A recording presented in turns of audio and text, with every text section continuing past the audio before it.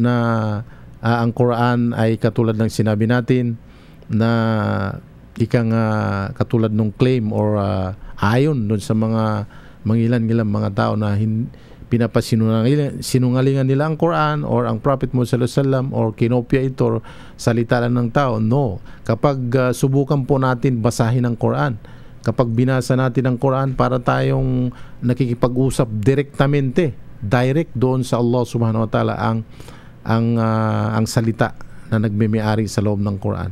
Kapag ito ay sabi niya na sinabi ito ni Isa or Jesus or sinabi ni Muhammad, quote-unquote yun. Ibig sabihin, ang Allah mismo, ang Allah pa rin ang nagsabi na ito ay at one time, at one instant, sa isang panahon, ito ay sinabi ng Muhammad or sinabi ng Musa or sinabi ng Isa or Jesus. So, quote-unquote sa loob ng Quran. So, ibig sabihin, kasali pa rin sa sinabi ng Allah subhanahu wa ta'ala. Katulad na ng isang ayat na ito na babasahin natin. Ito pa rin po ay nagbibigay o nag-aanyaya sa mga tao na kung saan na pinasisinungalingan nila ang nilalaman ng Quran. Sabi dito sa chapter 3 ng Quran, verse 64, say O Muhammad, Qul ya ahlal kitab, Qul ya ahlal kitab, ta'alaw ila kalimatin sawa'im bainana wa bainakum alla na'budu illa Allah wala nushrika bihi syai'a, hanggang sa dulo ng aya. Ang ibig sabihin po noon, say O Muhammad, O people of the scriptures, sabihin mo O Muhammad, ito yung sabi ng Allah, sabihin mo Muhammad, ang dapat sabihin ng Prophet Muhammad, O people of the scriptures. Sino yun? Ang mga Hudyo at ang mga Kristiyano. O people of the book or the scriptures. Kasi po sila yung people of the scriptures dahil ang mga Hudyo sa kapanahunan ng Propeta Musa alayhis salam, nakatanggap sila ng Taurat or Testament. At sa kapanahunan naman ng Propeta Isa alayhis salam, ang Jesus, nakatanggap sila ng Ebanghelyo. Kaya sila in-address ng Allah sa loob ng Quran ang mga tao ng may mga kasulatan, o people of the scriptures, Jews and Christians. Anong dapat sabihin? Come to a word that is just between us. Halikayo, taalaw, halikayo, come to a word that is just between us and you. Halikayo sa isang salita or sa mga salita na kung saan ito'y magiging patas sa atin, magiging makatarungan para sa atin, para sa inyo at para sa amin, that we worship none but Allah, na kailangan sambahin natin walang iba ngunit ang Allah subhanahu wa ta'ala.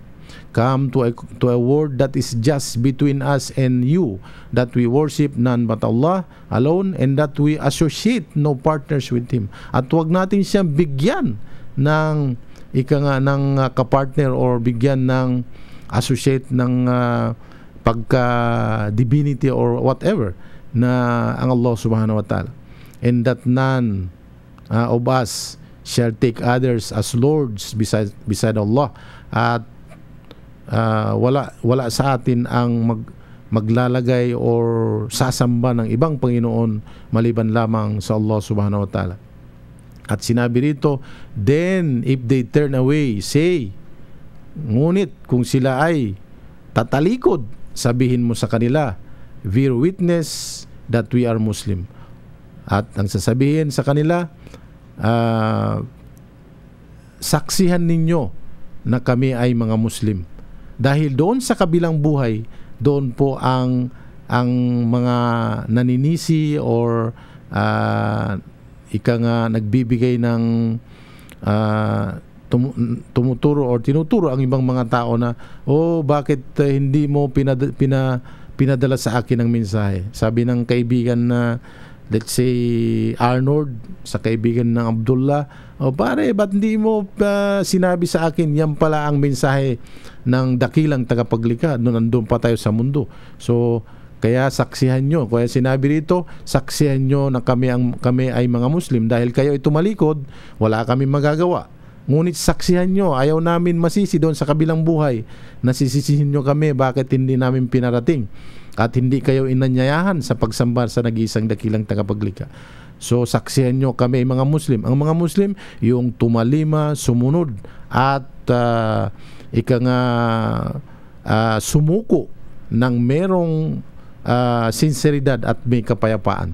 So kayo yung bilang saksi sa amin na kami tunay na tunay, hindi tayo pwede magsinungaling sa Allah, at saksihan nyo doon na kami nga ay mga sumusuko, tumatalima at sumusunod, at nagpapalayo ng kasamaan mula sa Allah subhanahu wa ta'ala. So yun po ang isang halimbawa na kung saan sinabi dito na kapag salita ito, ang gusto ng Allah na sasabihin or sinabi ng tao ay ito ay nakalagay quote unquote. So otherwise yung mga ibang word dito ay direkta mababasa natin. Katulad na rin halimbawa dito sa isang